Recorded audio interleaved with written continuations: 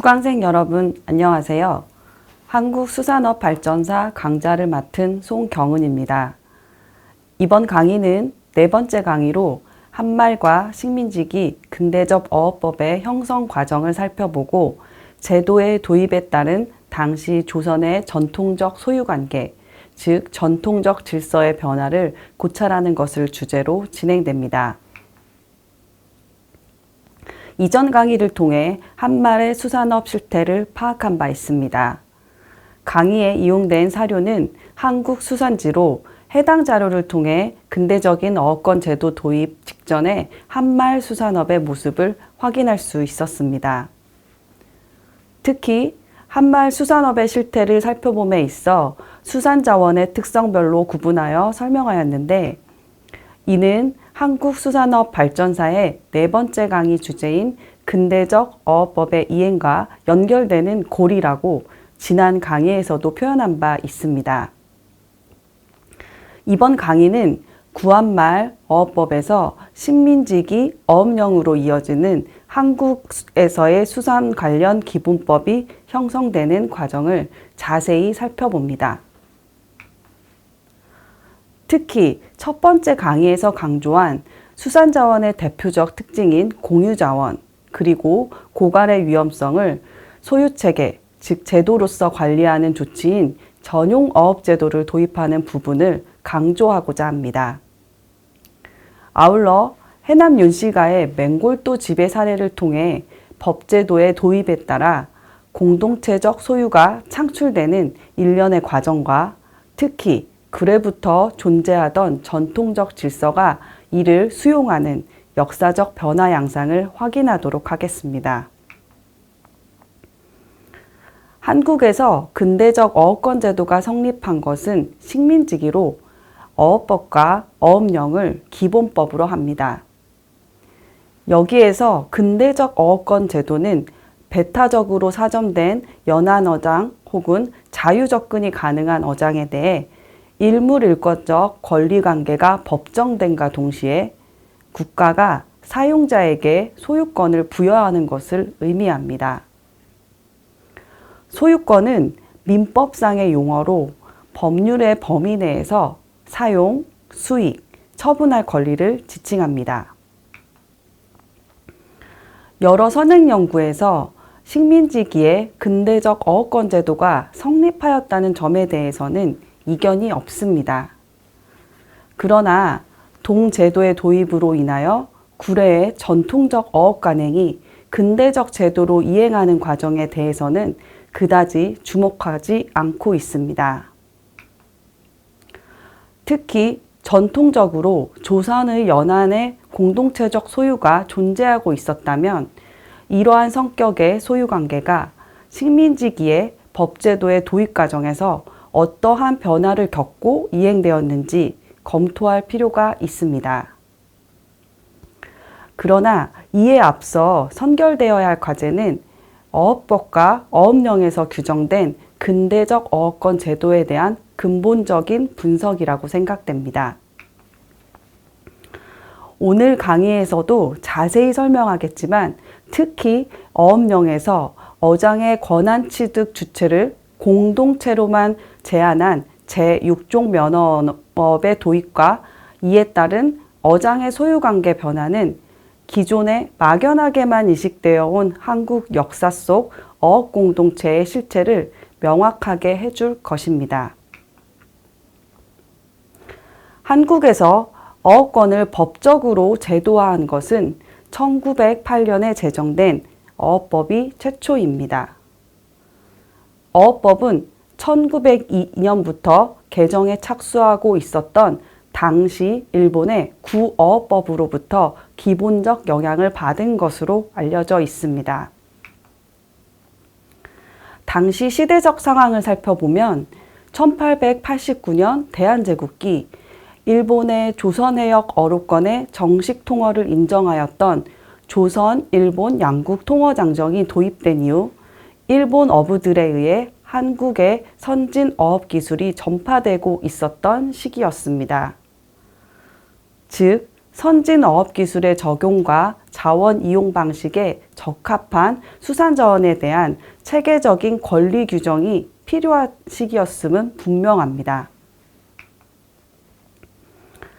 어업법은 본문 14개 조와 부칙 2개 조, 총 16개 조로 구성되어 있으며 융이 2년 1908년 11월 10일자 관보를 통해 공포되었습니다. 동법의 주요 내용은 수산자원의 이용에 대해 면허, 허가, 개출, 쉬운 말로는 신고로 구분하여 그 권리관계를 규정하는 것입니다. 이와 같은 3개 부분으로 어업권을 부여하는 방식은 현대까지도 이어지고 있습니다. 물론 한말 어업법 제정 이전 수산업, 즉 수산자원의 이용에 대한 권리 규정에 대해 사전 작업이 전무하였던 것은 아닙니다. 1907년 국유 미간지 이용법이 그 시작으로 보여집니다. 동법 시행세칙 제1조에 의하면 개간, 목축, 식수, 제염, 양업 등의 사업을 위하여 국유 미간지의 대여를 받은 자가 예정의 사업을 성공한 때에는 농상공부 대신은 그 대여를 받은 자에 대하여 해당 토지를 부여함으로 명기되어 있습니다. 국유 미간지 이용법 초기 국유 미간지의 범위에는 토지뿐만 아니라 제염과 양어까지도 포함되어 있었고 이에 대한 합법적 취득을 규정한 것이 동법의 주된 내용이었습니다. 그러나 동법은 관이 소유한 아직 개간되지 않은 토지인 관유 미간지와 주인이 없고 한 번도 경작되지 않은 토지인 무주환강지 중 궁방 소유의 미개간지가 개인의 개간에 의해 사유화되는 것을 방지, 즉 국유화하기 위한 긴급 조처의 성격이 강했습니다. 이어 동일한 목적의 연속적 조치로 1908년 6월 29일 칙령 제39호 국내부 귀속재산의 이속에 관한 건이 국내부 소속의 재산을 국유화하는 방안으로 추진되었습니다. 이때 국내부에 속해 있던 어장도 타 재산과 함께 국유화되기에 이르렀습니다. 이와 같은 왕실 재산의 국유화 조치라는 당시 배경하에 1908년 11월 어업법과 어업법 시행규칙이 공포되었습니다. 1908년 어업법과 1911년 어업령을 통해 한국은 종래와 구분되는 근대적 어업제도를 도입하였습니다. 어업법이 통감부와 일본의 관료들에 의해 일본의 구어업법을 차용하여 제정된 것은 앞서 언급한 바 있습니다. 일단 법에 명시된 것과 별도로 어업법의 명목상의 목적과 취지를 살펴보면 1908년 9월 동법의 반포 이전에 한일 통화에 관한 협정 개정을 위해 일본 외무 대신 고무라 주타로에게 발송한 공안을 통해 알 수 있습니다. 주요 내용은 한국에 있어서의 어업의 발달을 기도하고 이란 양국 어민의 이익을 증진시키기 위하여 금반 한국 정부로 하여금 어업에 관한 법규를 제정 시행시키려고 함으로 해당 문서를 통해 동법이 한국에 있어서 어업의 발달과 한일 어민의 이익 증진에 그 목적이 있음을 밝히고 있습니다. 일찍이 일본 어선의 조선의 통원은 1883년 조일 통상장적 제41관의 규정에 의해 합법화되었습니다. 당시 어업법 시행 직전에 1908년 10월 한일 어업협정을 통해 양국의 어업인이 상대 영토에서 어업을 경영할 수 있도록 고시되는 등 일본 어민의 한국 진출은 순차적 단계를 밟고 있었습니다. 이에 어업법은 공포에 앞서 한일 어업협정에 의해 양국 어업인이 상대국 연해, 강, 만, 하천 및 호수에서 어업 경영이 가능하도록 통어 범위를 확대하는 조치가 취해졌다는 점에서 일본인 통어에 대한 제도적 보장의 성격을 가지고 있었다고 평가되기도 합니다. 당시 일본의 상황을 간단히 말씀드리겠습니다. 이 시기 일본은 한국으로의 진출을 적극 검토하고 있었습니다. 일본은 팽창되는 인구의 확산, 자연자원의 확보 및 일본 수출 시장의 확대를 위해 대륙 팽창적 대국화주의를 표방하고 있었고 1894년 이민보호규칙의 제정을 시작으로 조선에 대한 식민정책도 적극 추진하고 있었습니다. 그 일환으로 어업에 대해서는 1897년 원양어업 장려법을 제정, 공포하는 등 조선해에 대한 통어 지원의 제도적 장치를 마련 중에 있었습니다. 그러나 일본인의 통어는 다음에 여러 가지 문제점을 동반하고 있었습니다.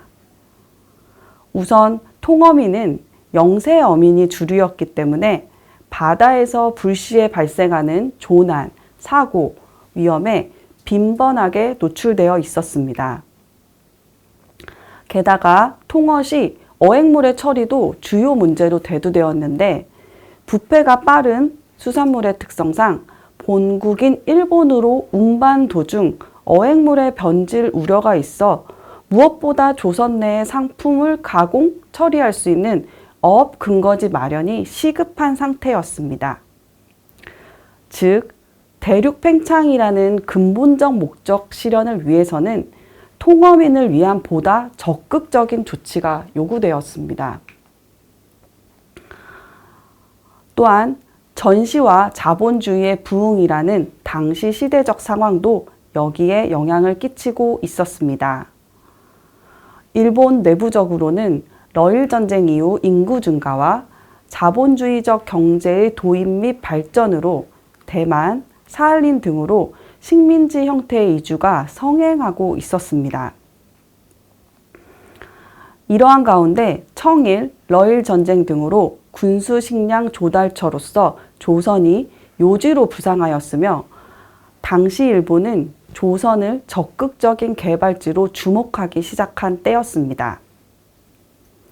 이에 일본은 단순 통어가 아닌 이주, 즉 조선에 일본인 어촌 근거지를 만들고 어업을 영위할 수 있는 조치가 필요하였습니다.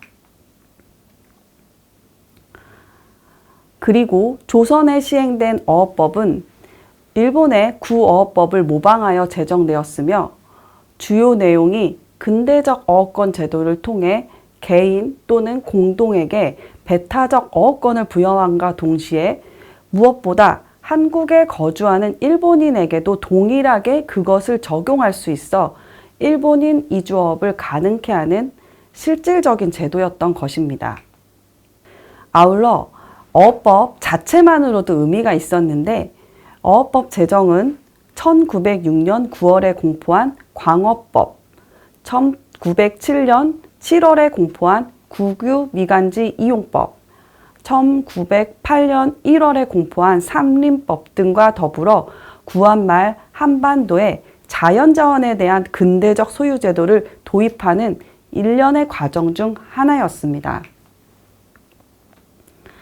이번 시간에는 한국어업법의 도입 배경에 대해서 살펴보았습니다.